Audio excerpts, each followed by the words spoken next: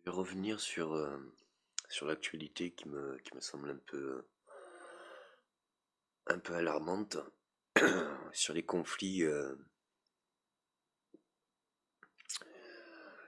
sur les conflits au Moyen-Orient, en Irak, et Gaza, Palestine et Israël.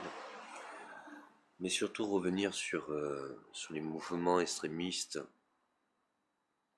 islamistes. Euh, je voudrais expliquer un petit peu que déjà, bien des personnes ont vu que je condamne tout, tout, tout mouvement armé et je condamne surtout toute violence, si même modérée. Donc alors quand elles sont excessives, c'est vraiment très désagréable d'en être témoin. Pour revenir sur les probabilités à venir, là où ça devient grave pour les États islamistes, c'est que il y a de fortes chances, et ça s'est déjà déployé, que ça devienne un mouvement de masse. Là où il y a, là où il y a un réel danger, c'est que les populations locales n'ont pas les ressources énergétiques ou militaires pour se défendre. Le problème, c'est que c'est des vies qui servent de bakchiche pour montrer la terreur qu'on peut faire en oppression. Et le danger le plus réel, c'est que cet effet de masse redevienne un effet individuel et attaque les masses. Comme ça s'est vu au Mali, mais comme ça s'est vu aussi bien avant dans l'histoire de l'Afrique. Je pense qu'il y a des mesures qui doivent être prises totalement totales et en amont et maintenant, car le problème c'est agir dans un seul pays ou une seule région et pas dans la globalité. C'est comme si vous écrasez une fourmi sur une fourmilière. Vous avez écrasé un danger, mais il y a des milliers de fourmis qui peuvent encore vous manger. Et ça a beau être des fourmis, on a beau être grand, les fourmis en masse, ça arrive à attaquer un bœuf. Et ça a très peu de défense, mais ça sait très bien être opérationnel quand c'est uni. Le problème, c'est que la population locale n'a pas du tout ni les compétences et ni, comme je vous ai expliqué, aussi bien de l'énergie que la militaire. Elles n'ont aucun moyen de se défendre. Aucun moyen de se défendre. Et je le déplore car justement je connais bien l'islam. Et je voudrais rappeler aussi au mouvement djihadiste que le djihad c'est les guerriers de la religion sainte. Et que il n'y a pas de guerre qui soit sainte. Dieu n'a jamais voulu qu'on aille au combat. Et si vous pensez que votre âme sera sauvée, vous vous trompez. Mais alors vous vous trompez complètement. Pour tous ceux qui vont au combat, je dirais que vous mettrez votre âme à l'épreuve et que Dieu vous rendra cette épreuve. Mais ainsi qu'il est généreux de bonté et d'amour, il est aussi généreux d'épreuves. Ça me dérange parce que justement, je connais un peu les épreuves de Dieu et je sais qu'elles sont dures, elles sont longues, des fois 7 ans, des fois 14 ans, des fois 21 ans d'épreuves successives. Et qu'elles sont pas à la portée de tous pour pouvoir les accepter et les endurcir. Donc je déconseille toute personne humaine à vouloir essayer de tester les forces de Dieu, car elles sont bien réelles, et lui seul sait quand ça s'arrête. Donc le mieux c'est de ne pas tenter le démon si on ne veut pas un retour de flamme. Entre la religion, l'islam que je tolère, que je comprends, que j'adhère, et un mouvement extrémiste, même sur une base religieuse, c'est inacceptable.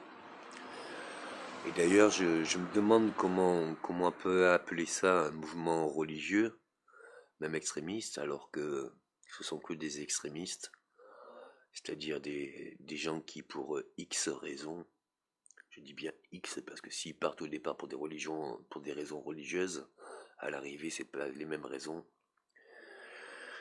et qui à la fin bien engendrent la démence et se rendent pas compte de leur propre évolution personnelle, c'est-à-dire qui eux-mêmes vivent la démence et succombent de la démence. Et en fait, pourquoi je le condamne, c'est parce que il n'y a aucune vie entre, il n'y a aucune vie avant, et une mort très probable, proche. Pour les États internationaux, je dirais que c'est très compliqué de savoir comment agir, que ce soit par frappe aérienne ou par sol.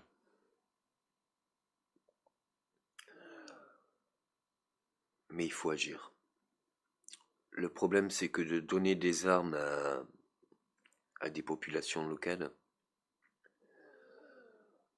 permet à avoir des armes sur le sol avec des personnes qui ne sont pas qualifiées pour aller au combat. Du coup, ces personnes se font tuer, rapport de force, arme contre arme.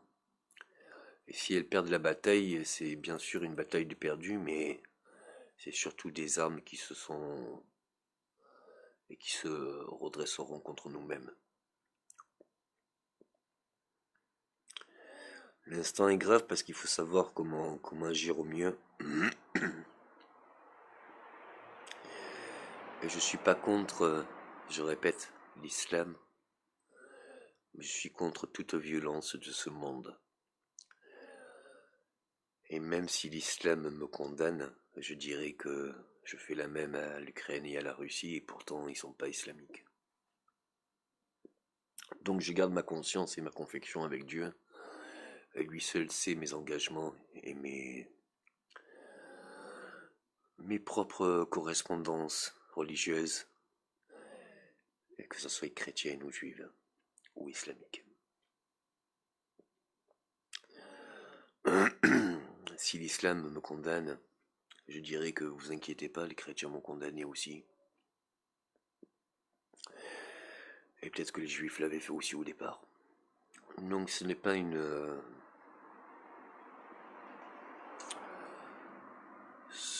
réjouissance, mais ce que je veux dire c'est que ce n'est pas grave. Ça n'appartient qu'à ma personne. Et ce sont des convictions extérieures subjectives sur ma propre personne, et ma propre personne n'y prête pas attention. Je suis en confection pratiquement tous les jours avec Dieu. Lui seul me donne les réponses et me rassure et me réconforte. Quels qu'en soient mes engagements ou positions autoritaires, je n'incite pas la haine, je n'envoie personne au combat, et tous les jours j'œuvre pour que ce monde se relève de joie et d'autonomie.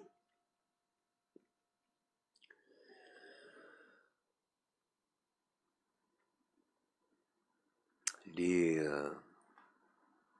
réactions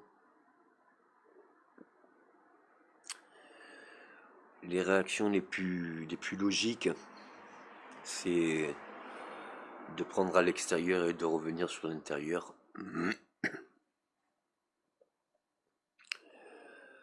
Mais ça risque d'être un gros problème. Et comme on dit, on a conscience du fond de l'iceberg une fois qu'on va en dessous de l'eau. Et que c'est pas en regardant le dessus de l'iceberg qu'on peut savoir la grandeur qu'il y a en dessous de l'eau. Donc c'est internationalement c'est très délicat parce que l'international peut agir de toute sa force, mais ce n'est pas la question. La question c'est surtout comment nous pouvons aider surtout les personnes locales au mieux.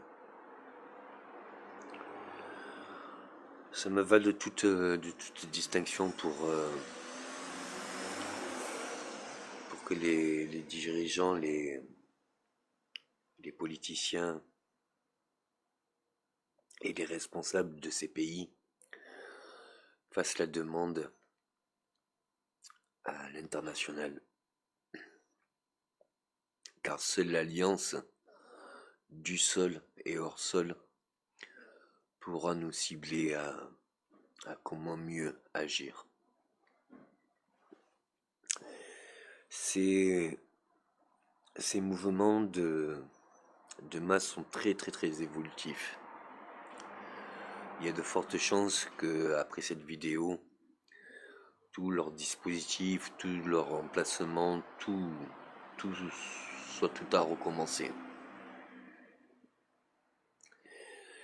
Et c'est très délicat de mettre une stratégie car pour en arriver là, pour en arriver à leur survie, ils sont arrivés à une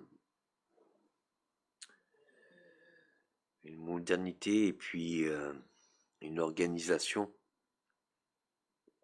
Alors je parle pas de simple transfert d'argent qui pourrait les alimenter. Non, une organisation bien plus complexe et qui ne s'étend pas sur les seuls sols locaux, mais qui s'étend bien dans ce monde. Car des personnes islamiques, il y en a sur tout le monde. Et l'islam est répandu dans le monde. Nous n'avons pas à faire des guerres de religion. Car même ce qu'on peut voir en France, là où j'essaye de parler aux Français, c'est que si on croit que par dégoût de la société occidentale ou mondiale, ou par dégoût d'une famille, ou par crise identitaire, ou par manque de travail, on se doit d'aller au combat, je dirais que la colère intérieure ne doit pas entamer des conséquences irrémédiables. Ainsi, j'ajouterais que sur sol, pour les populations locales, de faire preuve de grande solidarité pour vous unir et pour combattre. Le problème n'est pas l'islam, le problème est qu'on se serve de l'islam et qu'on salisse l'islam au nom d'une cause qui n'est pas juste et saine. Ça ne sauvera pas les vies et ça ne sauvera pas l'âme. Et si même vous me demandez des preuves, je vous dirai c'est simple. Rappelez-vous des années encore présentes ou encore fraîches des années 80 ou 90. L'islam, c'est pas ça.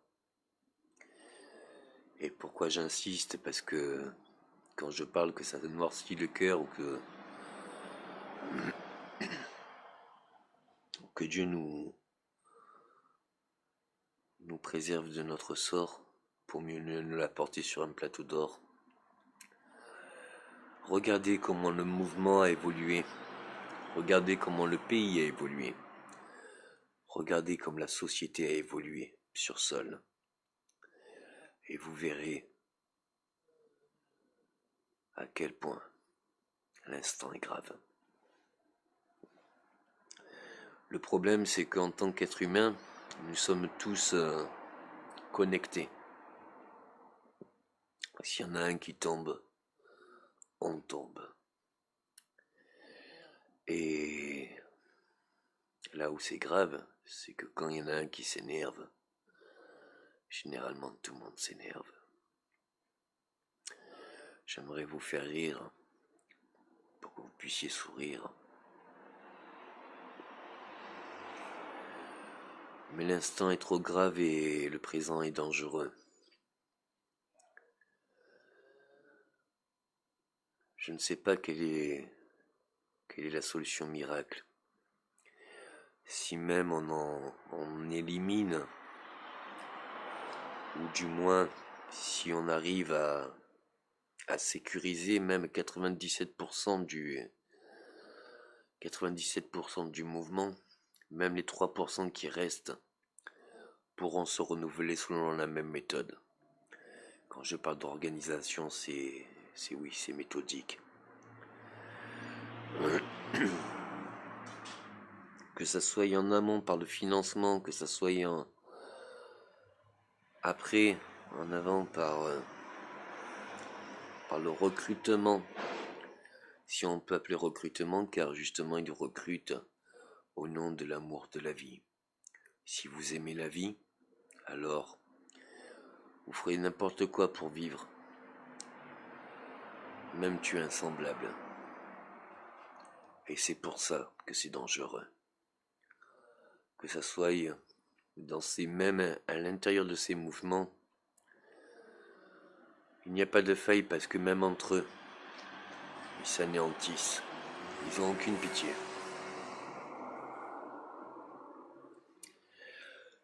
Pourquoi je dis ça? Parce que il y a une différence entre des mouvements religieux et des extrémistes qui partent à la conquête de plusieurs régions, plusieurs pays. Quand on part dans une manifestation religieuse, on part avec des idées et des consciences de la vie, la liberté de la vie, ce qu'on peut accepter de la vie, et ce qu'on ne peut pas tolérer et qu'il faut combattre. Là où l'instant est grave, c'est que une fois qu'on part au combat, on ne peut plus être religieux, on devient soldat. Il n'y a pas une guerre qui a pas touché ses soldats. Il n'y a pas un conflit qui rend heureux. Et le glorieux, c'est celui qui reste en vie.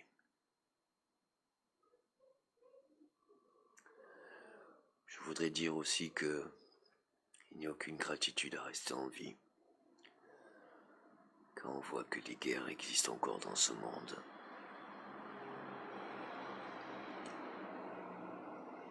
Merci. Merci de vous unir sur Sol. Et merci de vous unir dans cette idéologie que vaut mieux arrêter un combat plutôt que partir pour ne jamais revenir. Ne pas aller à l'épreuve, ce n'est pas être faible. Ne pas aller à l'épreuve, des fois c'est la plus grande des sagesses. L'épreuve, au jour d'aujourd'hui, c'est où vous arrêtez, où il y a de fortes chances que ça soit une extermination aérienne, en gros œuvre. Que ça soit pour celui qui se défend, celui qui attaque, c'est pareil. Celui qui se défend essaye de sauver ses vies, et celui qui attaque essaye de sauver des vies. Des deux côtés, je dirais que quand on essaye de sauver des vies, On ne va pas à un combat. On ne va pas à un combat. On n'y va pas.